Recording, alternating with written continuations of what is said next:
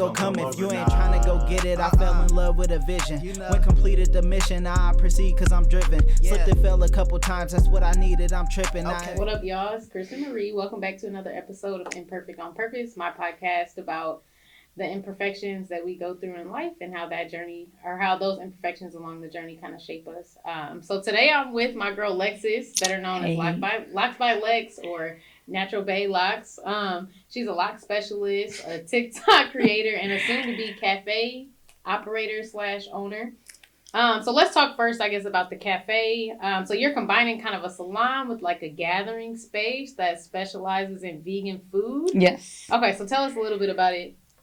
So basically, last year, it was literally just like an aha moment. You know, I've always wanted a salon and a restaurant. Those are two of my favorite things, like cooking and doing hair. But I didn't really know how to combine them, even though it sounds simple because now it's just a salon and cafe, you know. But that's still like something that's not really, I ain't never seen that before. Right. So. You know, I went to Denver last year. It was actually this exact time last year. And I went to Denver and I went to a restaurant, and there was like, it was like a diner downstairs, and then upstairs it was like a salon. It was just open. So that's kind of what also helped me with the inspiration for it. Like, I knew it could be done. I just didn't know how to make it happen here. Just because it's smaller and a little more conservative, people don't really step out and do things like that. So it was a little more challenging, you know, but I found a space last October, and I just kind of had the idea in mind that I wanted a salon because I kind of, I'm at Exclusive Studios right now. I love it there. Great people, but I couldn't grow in someone else's space. So like, I just knew like, it's time for me to get my own space. So I don't have a creative cap. I can do what I want to do, you know? So I was looking for a space, and then I just got the perfect opportunity. And from there, I was just like, let's build a wall. Like, so when you first walk in the space, and of course it's still getting renovated, it's a lot. There's a lot to be done because it's an old sushi bar. So everything has to be redone. So when you walk in, there's a completely separate section that has doors on both, like 2 doors, separate from the cafe. So you walk in, and that whole side the whole left side is the salon, and then the whole right side will be the lobby, and then there's a little bar area, and in the back there's a full kitchen, and everything is completely separate. Okay. Yeah, so I feel like that's something people like, why would I want to go eat where people are, you know, getting their hair done? So like, I'm glad you like, you know, clarify kind of like the separation aspect of it. Yeah. And I mean, I feel like that's like just the vegan food aspect of it is kind of, I guess, covering a need, because there's not really, I mean, you're vegan, right? And so there's not really that many vegan places I feel like to eat, especially not a place that's like exclusively vegan either. Yeah. And that was big for me because when I first became vegan, like, it was really hard for me, and I got really, really skinny because there was nothing around here at all. And even back in 2019, very, very little alternative options in the grocery stores. And I mean, now it's becoming more popular. You go to restaurants and they accommodate vegans a little bit better.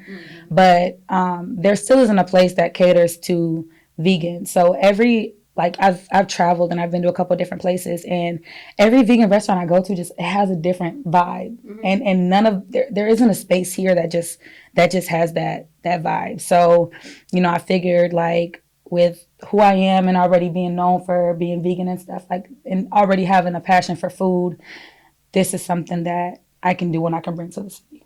What do you know what kind of food, like what the menu is going to be like, what kind of food you're going to offer yet? I know it's like a cafe, so it's probably not going to be like full service, like, you know, or will it be like a ton of like options? So I've been thinking about that, and you know what I have in mind first is I really want to cater to a balanced vegan diet. Because one thing I learned is, like, at first I was eating very clean, very balanced.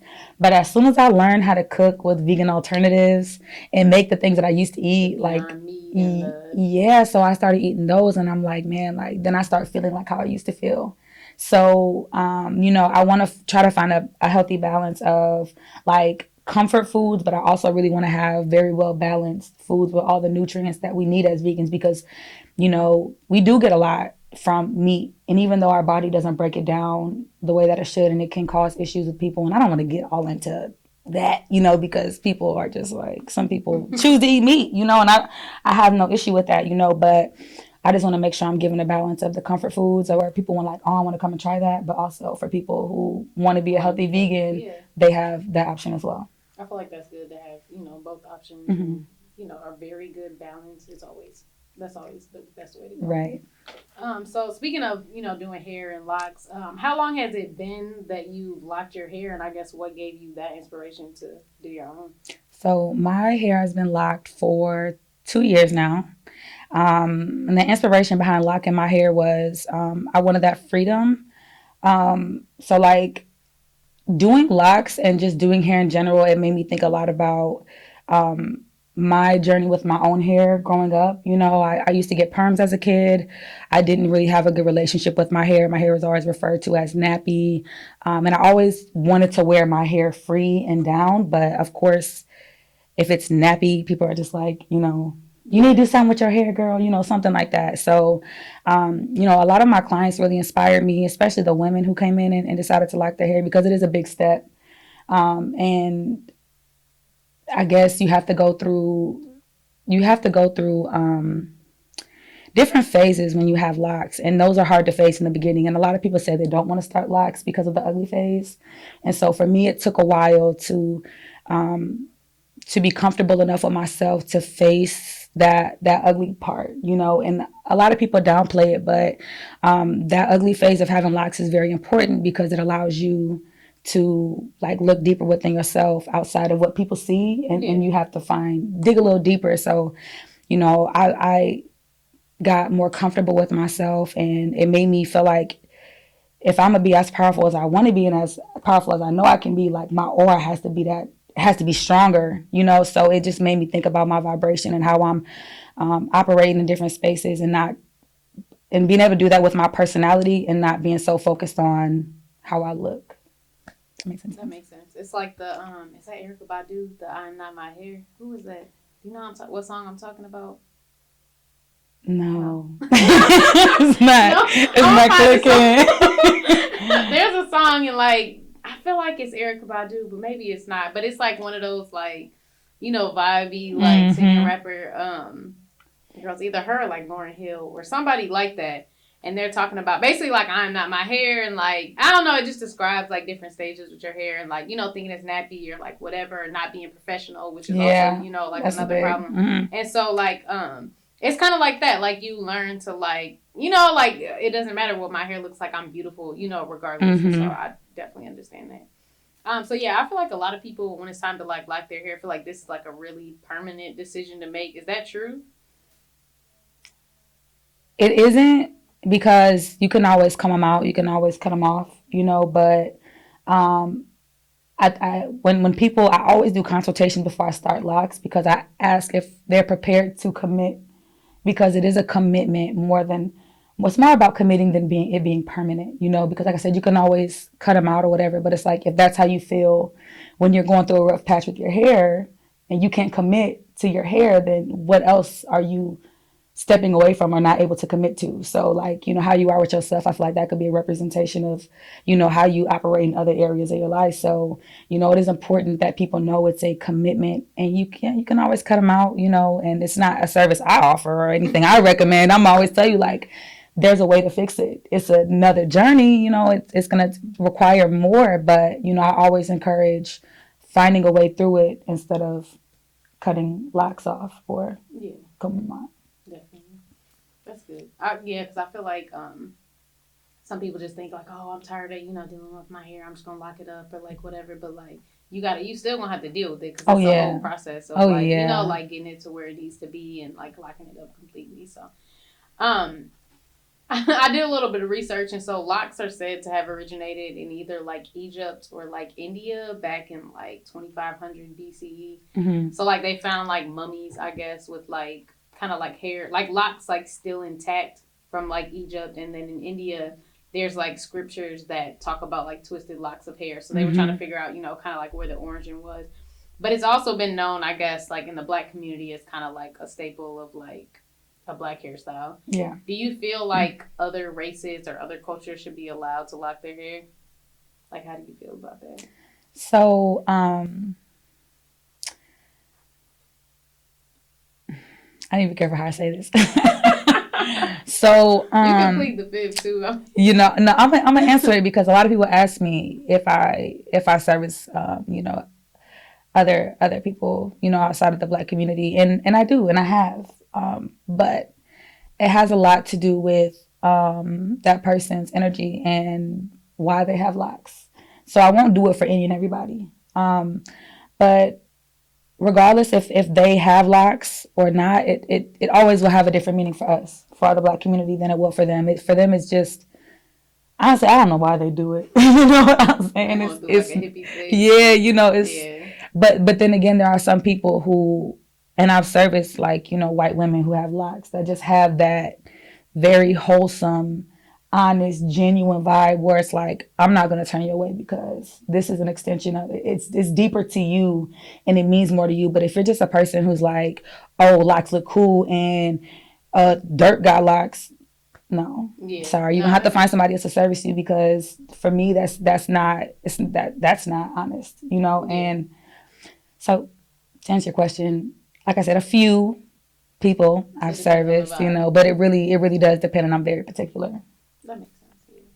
So posting your lock videos and kind of step by steps of the process, you've really grown on TikTok. What do you feel contributed to your success on there? Transparency, answering questions. So everybody always says in my comments, thank you for not being the gatekeeper. Man, people be gatekeeping stuff. Boy. And TikTok will keep it real. They come and they'll be thank you in the same comment. They do. Yeah, they really do. I love the TikTok community. A lot of people don't like it, but I really enjoy TikTok. And for me, my first video that really went super viral, got 30 million views, and it, for one, it blew my mind because it happened overnight. I literally did my voiceover. I was at home drinking wine on a Sunday, one take, just recorded it, and I woke up and it was viral, but I think what helps is, for one, it's weird, but a lot of people love my voice. So everybody's like, I love your voice. It's so soothing.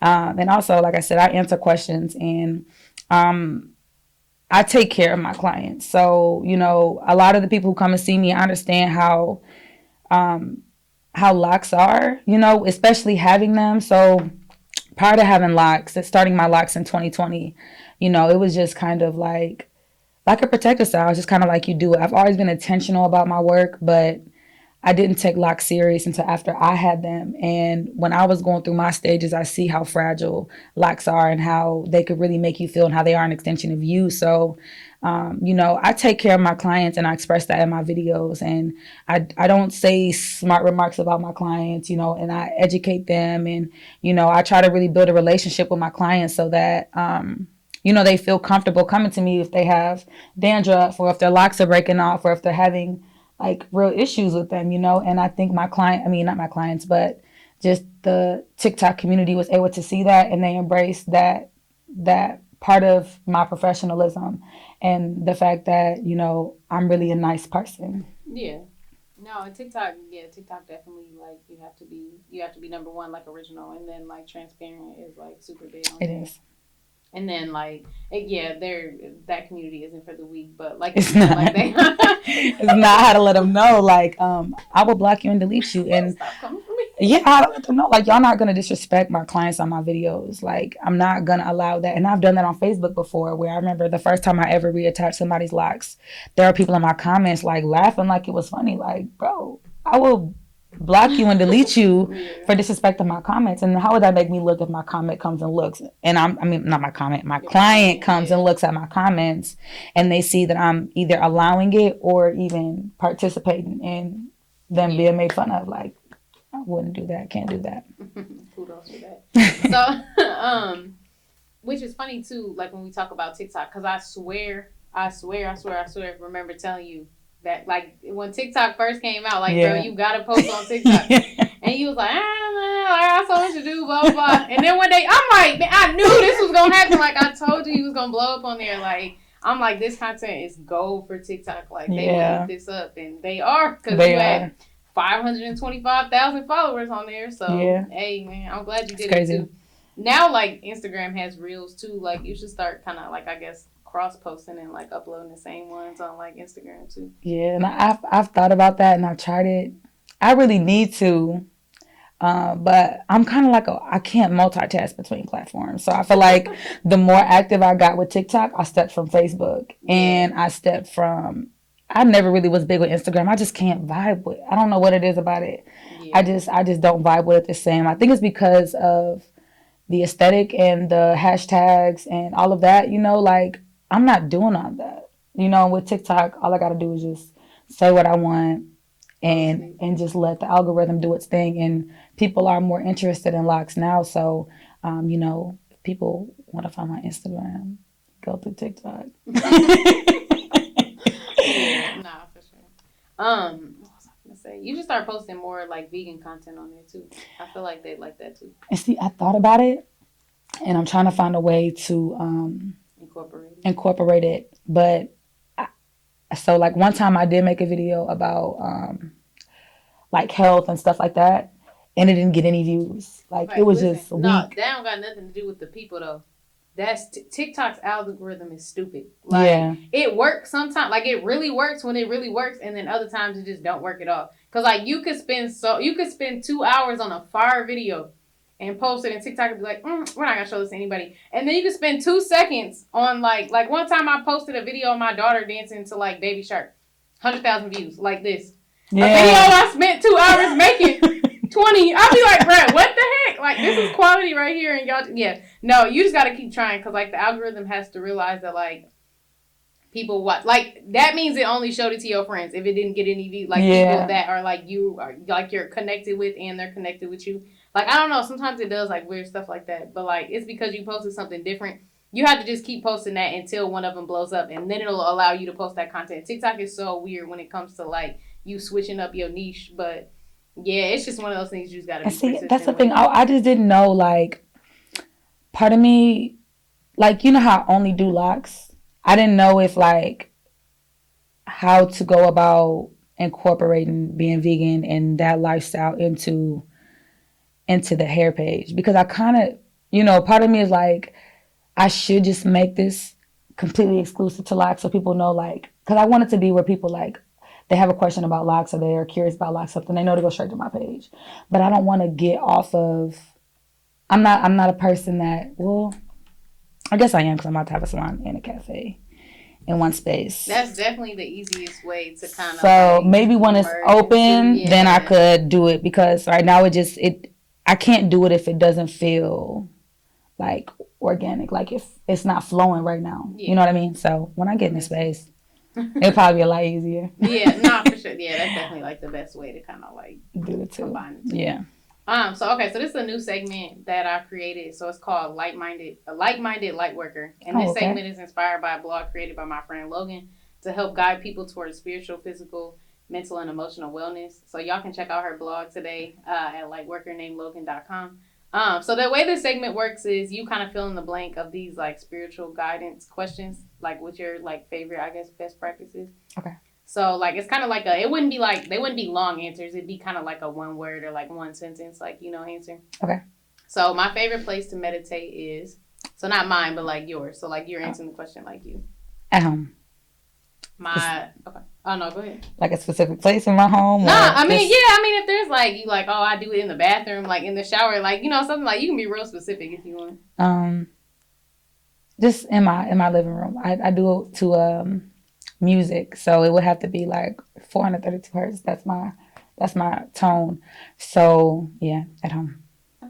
My life's purpose is to teach. I feel at peace when I'm alone. I look up to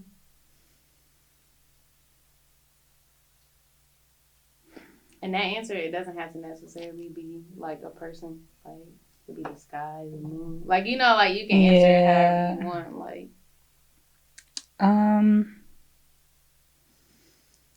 I don't know why that's so hard to answer, why nothing is just like flowing to me. I look up to. Do you have the option to pass? Yeah. The best way to raise your frequency when you're feeling down is? Be outside. Nature. That's a good one. For sure. Favorite spiritual book you've read?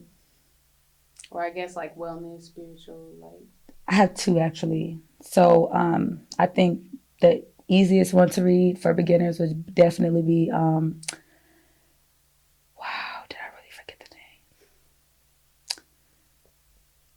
name? The Alchemist. Definitely. That'll be the first one. The second that's one one. of Logan's favorite books. Yeah, that's fit right in her segment. Yeah, The Alchemist for sure. It's perfect for somebody beginning to understand how spirituality works. And the second one I would say is The Power of Now by Eckhart Tolle. That's so crazy because she loved both those books. And she actually has a, like on the blog page, y'all can go check it out. She has like a kind of a book review of like The Alchemist. Yeah. And that's so crazy. Alchemist is good. So as Virgos, like the strive for perfection is so real. Like, and I'm sure you understand, as a fellow Virgo. Do you ever struggle with imposter syndrome? Yes. Every day. That's actually been the hardest part of my journey, like doing something that I feel like, I'm not saying everything that I've done hasn't been done, but I feel like I've tried to take everything that I do as far as being vegan, doing Locs, to newer heights, that just, are different than everybody else. So for me, sometimes I look at myself and where I come from, it's like, who are you to open a salon in a cafe? Or, does your bank account match the vision that you have for this space? Those are all things that kind of, that have really slowed me down a little bit. And, like I would say, I'm reading this book right now. It's called The 12-Week Year. And in the 12-week year, there's like 5 stages, like an emotional roller coaster of emotions you go through as being an entrepreneur. And the first one is uninformed optimism. So, you go into it with the idea like, oh, yeah, this is a good idea. We're about to make this happen. And then it's informed pessimism, where you figure out everything that has to be done. And it's like, dang, did I really just decide to do this? Or I have to do all of this to make this happen? And then you get to the Valley of Despair, which is where I'm at right now. What's that one? The Valley of Despair. Okay. This is where most people give up because you're stuck between informed pessimism and the Valley of Despair. And, it feels like, will this ever happen? Will it ever be done? Because I've had my space for almost a year and it's still not open. Yeah. And so I'm paying rent and bills out of space I'm not even operating out of. And so it's very hard for me sometimes to keep that vision and that motivation alive when nothing's happening right now. But, after this, then there is informed optimism, where you figure out what you need to do. You start to find the tools and the resources that you need to make it happen. And the 5th level is success and fulfillment. So me knowing I'm that close to the informed optimism and the next success and fulfillment, that keeps me going, because I have, being a Virgo, I need systems. So I have a system to operate off of, knowing I'm that much closer to making it happen. It's funny too that you mentioned, I think this is probably like the 3rd podcast episode where somebody talked about that, like you said the Valley of Despair. Yeah. So like the Valley of Despair, that's gotta be that stage that you're at right before you kind of like get the goal. Yep. Like that's like literally the point that you're at when you're like about to give up is literally when you're right there. Yeah. Like, and that's what most people say. And we've talked about that in so many episodes. Like in the Cottonmouth episode, Brandon Reed talked about how, like, I would kind of, like, hype him up and be like, bro, you're one video away. Like, you have to make the next one because that's the one. Like, and so, like, until it was the one, like, and Coda the Friend talked about how he said it's a Jay-Z quote, and he was like, the best thing we ever did was not give up. And, like, that's literally what that part represents. And yeah. Right after that is when you pretty much like make it, and then you get to like, you figure it out and you get to that, like the success you talked about. Yeah. It's crazy too, because I think like the thing about social media and why I got really quiet, because I used to talk a lot and I used to post a lot, and I got really quiet because that Valley of Despair really humbled me. It really humbled me because, to be honest, I think with my intentions and the way that I do things and how genuine my heart is, when I have an idea to make things happen, and this is also with me being in tune spiritually, is that the resources do come to me. Like with my space, I didn't seek that place. It just found me. And then everything that came along with it, and then the help that I got to make things happen, like that all came to me. It wasn't me asking for anything. And it's kind of always been that way. So, for me, like, I kind of like, man, I can make anything happen. I could do anything, but actually being in it, and it just, all of the things that can go wrong, like, humbled me, and it made me be quiet. And I think if more people talk about those moments where they're down, while they're down, though, like, I don't want to, my salon to open up and everything be successful, then me come back and talk about, because it's not going to be the same. It's going to be speaking from I'm up on a higher level, so it's people not going to really be able to resonate. But that's why I'm so happy we're doing this right now, because people know while it's happening that it's hard. And it's not gonna happen overnight. Yeah, it's not gonna happen overnight. I'm almost a year in, and I'm literally paying rent out of space that I'm not operating out of. And people ask me all the time, "How's the shop going?" Or congratulations. And it bothers me when people tell me congratulations, because I'm like, I haven't done nothing yet. Yeah. And from December to like February, I was really like mentally down bad, like, because I was in that informed pessimism, like, I really just did this with no plan, because I just came up with the idea in May. And so I didn't.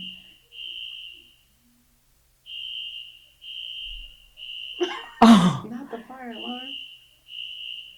Well, it's about to be at 30 minutes anyway. All right, pause that. Wow. Do we really gotta get out? Like, that's so annoying. All right, maybe stop all the cameras. All right, Action. Sorry, guys, we're back.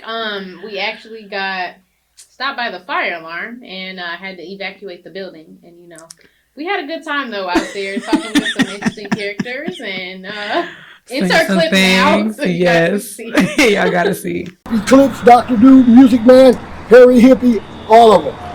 Bobby Womack, Harry Hippie. When we go back and You drew this? I do everything. Wow. I own the publishing company, I own the label, I print the candy bars, I have a dance called the Chump Stuff. This is called Chicken Bone. Hey, he gotta be on the podcast next year. He drawing on that stuff. No, for real though. But I did that, see, because you're not going to get any help. Now, you don't need any help because the cameras and this stuff are acceptable, so you can hit the street with it. But before the break, we were talking about, you were talking about, I guess, kind of how you kind of just started with no plan. Like, you knew that you wanted to do this and you were like, let's just go for it. Yeah. I was gonna like say what. No, actually, we could actually just kind of like wrap that thought up. I mean, just I don't remember where I was going with it. No. A lot of time passed, so yeah.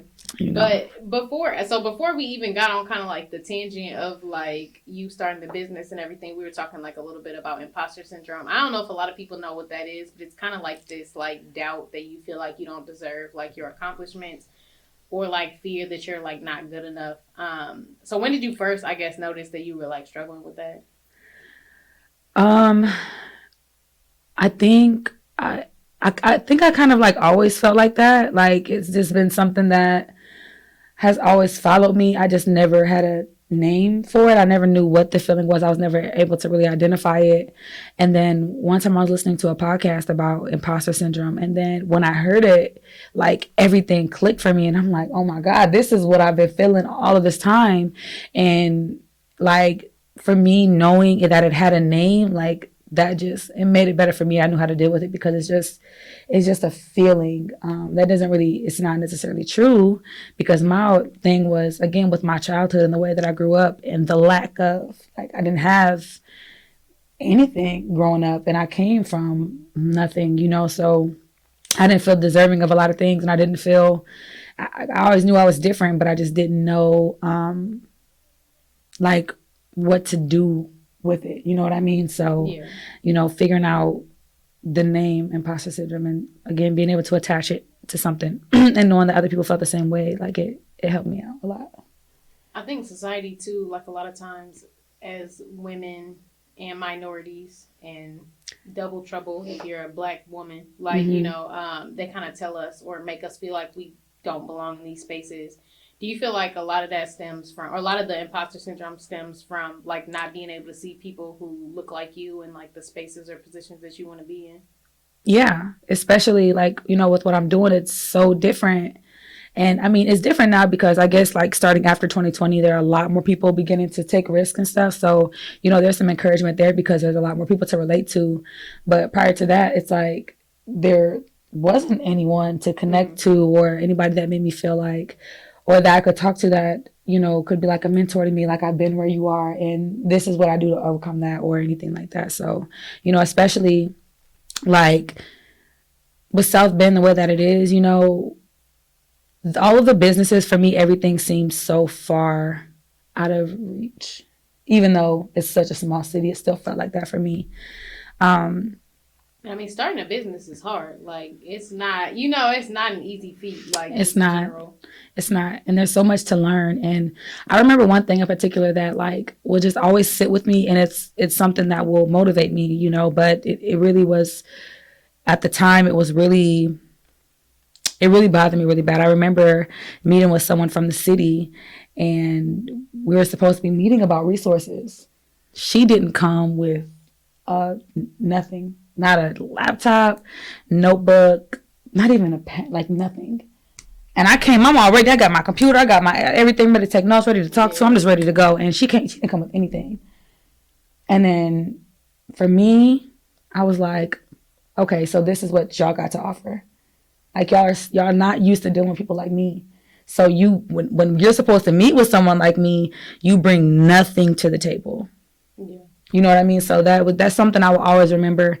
And it just kind of let me know where we're at, you know, but as just the Black community in general, you know, or minorities. Like, this is where we're at with it, to where we don't even deserve a pen and paper. To write down. Yeah. So that was really big for me. And so, you know, that's always going to be motivation because,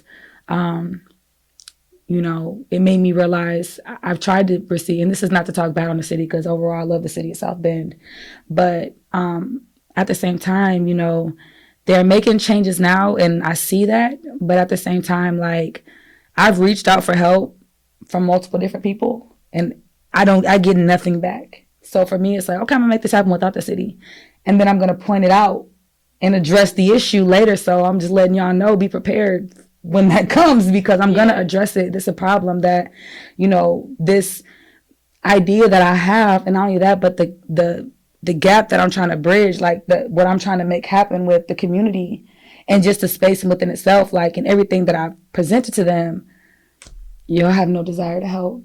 So. And that's how it is sometimes. It's like, they're not going to make us feel like we belong in these spaces. Right. So you really got to scoot your chair in a spot like this and make your own, you know, like, excuse me, I'm just going to sit right, like, you know, because they not going to scoot over and be like, hey, yeah, come on. You gotta basically, you know, you got to make yourself known. And make yourself in that space. And I feel like I struggle a lot with not seeing people that look like me in, like, the spaces that I'm in, you know, and career-wise or just anything. But even at work, like, I'm a director at my job, and, like, not only am I Black, a woman, then I'm also small, like petite in general. I look young. I'm sorry that my Black don't crack, but, like, you know, like, they be like, hey, you look like you 15. Okay, well, I'm not, and I'm a director in here, so what do you need? They be like, are you so-and-so's assistant? No, I'm actually her boss, but thanks, though. Right. Like, you know? And so, like, it's just like, but it takes for people that look like me or that are like me to get in those spaces for that change to happen. Like, what you're looking for, you know, with the city and those resources to be out there. Because if I came to a meeting with you, I'm going to come with a pen, a paper,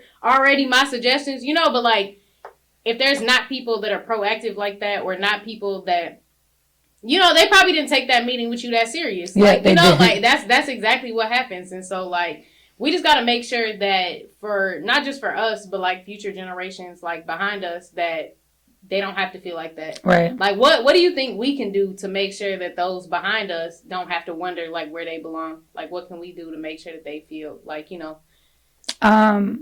For one, like, each one teach one. So, you know, for me, with my business, my plan is to, that's why I rebranded because Loc's by Locs was all about me. It was all me. But NaturalBaeLocs is a brand where, you know, I want to train women to come in and do locks. I want to train people to come in and work in my restaurant. I don't want to be the one behind. I don't want to be doing everything anymore. So for me, it's like, if you come in and do hair up under me, you're going to learn everything if this is your passion. If you want to open a restaurant and you are passionate about food, you're going to learn everything, you know, that comes along with that. And so I actually have a book right now, and it just has a bunch of different women on it. You know, there's all types of different women on the cover of it. And I've documented every part of what I'm doing. Phone calls, interviews, everything. I've documented every part of it because I know that it's going to mean something at the end of my journey. Like, this is what I had to experience. Oh, this is who I spoke to. This was a person that I had that helped me through this, or this person didn't help me at all. Like, I'm going to remember, you know what I mean? So I think that as long as when we get in these spaces, because there are people like us, we're going to make our way. You know what I mean? I didn't wait for anybody to make it happen for me. Like, if y'all not going to help, okay, fine, I'll do it myself. But as long as we reach back and find people who are like us, that are passionate, and just take them under our wing and, you know, teach them and encourage them and pull people in, then that's the best we can do. And that, you know, I remember when I first started, like, my intentions was like the world, like, I think all of us like going to have an impact on the world, but then I'm just like, I'm cool with just my community or just my little percentage of South Bend. See, look, it ain't just your percentage of South Bend, because look, you inspire one person, that and person inspires somebody else, and then they inspire somebody else. So really, you putting your mark on the world as long as you inspiring people. Right. Period. Like, right. So, and don't downplay it like, oh, I'm fine with my, set out your intention to, like, you know, spread it. I know what you mean. Let But it come how that it was my thing with it, though, is because I know that once I do it, then it'll impact other people. And I've seen that with my whole journey being like vegan and stuff. I used to try to push it on people, but then people were really turned off from me. So I'm like, oh, that delivery. This was not, it didn't work. So then I stepped back and only focused on myself. And then I seen how my mom was like, oh, I'm just going to try to stop eating meat for a little bit. And then my sister went 30 days without eating meat. And then one of my friends did it, you know? So I'm like, okay. So focusing on myself is what inspired people, not me pushing it on them. So, you know, around that time is when I learned the importance of delivery. And, you know, like, I don't have to try to get everybody to be involved. It's just people will come when they're ready. And also, I always mention this when I talk about delivery, but Snow on the Bluff, J. Cole. Oh, yeah. That song changed my perspective so much. Man, like, that song, I still listen to it when I feel like I'm getting cocky, or when I'm like, when you learn something and you feed your ego and it makes you feel like you're better than people, like, you know, like he said, like, instead of claiming like you hold it, just help us get up to speed. Just little stuff like that, you know. That with the humility. Man, part. what? Definitely. Man. No, definitely. Did you ever struggle with, I guess, your identity a little being mixed in a black and white world? Like, I feel like a lot of times mixed people struggle with, like, feeling like they have to choose, like, one or the other. So I never really felt like that. I didn't struggle with that until I got older, and I learned more about just the history of the country and the things that, like, knowing that, I'm just gonna be really transparent when I say this, but knowing that I had white in me and what the things that Black people had to go through, and, you know, just what that bothered me, and I was almost embarrassed to be white. You know what I'm saying? But, you know, I never really felt like that because I always grew up around Black people, and I didn't have my white family. My mother's white and Mexican. We weren't privileged. So I grew up around the same struggle that most Black people endure. So I've just always felt very connected to that. And when people see me, they don't see me as, like, mixed as much. You know what I mean? People just automatically identify me with Black. And I don't know if it's because of my hair or, like, what it is, but you know, I've never really just been like, oh, you're like a mixed girl, you know, like, never really had that as much. And I think that has to do with, like, it probably is hair, because I have like, two of my sisters, they have hair like yours, curly hair, and people just automatically think if you're a white mom or something, or a white dad, then you have super nice curly hair, and my hair is never like that. So yeah, I I never really struggled with that as much. What's your biggest imperfection, and how did or will you overcome it? My biggest imperfection is my need for perfection. Swear. That's it, because I feel like if it's not perfect or if it's not planned, like I don't feel comfortable doing it, and then I'll trick myself into thinking like, oh, it's not resonating right now, or I try to put some fancy term to it to try to excuse the reason why I'm not doing it. And so, right now what I'm trying to focus on is just being a person who just gets things done. Like, and I tell myself that all the time, like I'm a person who gets things done. And, I always have to reset and refocus like every single week, because I find myself getting off track. It's very easy to get sidetracked when you got a lot going on. But I tell myself I'm a person who gets things done, and then I try to make sure if there's anything I can do today, to do it today and not put things off into tomorrow. So, Better than perfect. Yeah. Yeah, dang. That's something that I struggle with too, hence the name of the podcast, because, but like, it was to the point where like, I had wanted to start this podcast, but I was like, oh, I have to do this first and this. Yeah. And, like, and it was like, it took me a year to even like record the first episode. Like, I was so like, which like, granted, when like my podcast came out, the quality was there. Like, that's important to me. And like, I made sure that like, okay, at least that part, but like, I don't have to be the best interviewer when I first start. Like, right. I don't have to like, and so that was like a big thing that I like struggle with too. All right. Well, thanks for stopping by. I hope y'all enjoyed this episode. Anything else you want to say to the pod, to the people? Kristin asked, but you sit on the background. So, if I could just say anything to anybody, it would just be like, just do what you want to do now, not putting it off. We strive for perfection. It's in our nature. So it's a real battle that we'll have forever, but if there's something that you want to accomplish or something that you want to do or something that makes you happy, just do it, and then I have to look back and remind myself that I've been braiding hair since I was a kid. And so this is really a talent that I've been perfecting for many years. And that didn't even really hit me until, one time my aunt had said, like, Lexus, I remember you doing everybody's hair. And I used to sit behind my grandma and comb her hair and cut her bangs and stuff. And so I didn't realize that it's always been in me, you know what I mean? But it just took years to perfect and years to make a profit from. So, don't get discouraged by small things or trying to be perfect. I feel like when people focus too much on like trying to make a profit, especially in the beginning, they don't fall in love with the process. So like, I feel like that's the first step, is like really just like falling in love with like what you're doing, and then make a profit from it later, once you've got it, once you perfect it and you're an expert. Yeah. And I always tell people, like, they talk about my prices now, but my first retwist I ever did was for free. And I used to do locks for $45. And you told me and Kristin before the podcast started that you used to braid hair for $5. For $5. I used to braid hair for $5. Like, where them deals at? And that little Frankie's on the east side, I used to braid hair. If you go give me some fries with some Frankie sauce on it, I'll braid your hair. So like, it's not about money. The money will come. And I can't think of where it came from. I want to say Les Brown, but it's like, you always have to give more than what you're paid for. So you always go the extra mile for people. You always give more than what you get, because if you believe in energy and you believe in just karma, that is always going to come back in another way. It's always going to come back. So don't feel like it's a chore to do more for people. I've done a lot. I've done hair for free. I've done, just randomly, like, you having a bad day, don't worry about this time, it's on me. And I don't post it. I don't brag about it, none of that, because it's genuine. You know what I mean? So, and I also know it's going to come back. So. A bar.